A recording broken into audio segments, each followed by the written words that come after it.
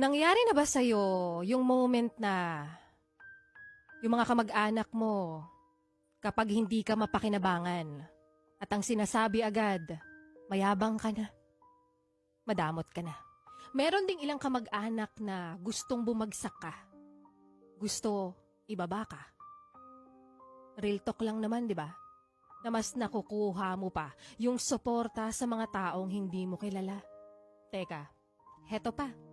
Dumating na rin ba sa punto ng buhay mo na nung sila yung nangangailangan, wala silang narinig sa'yo?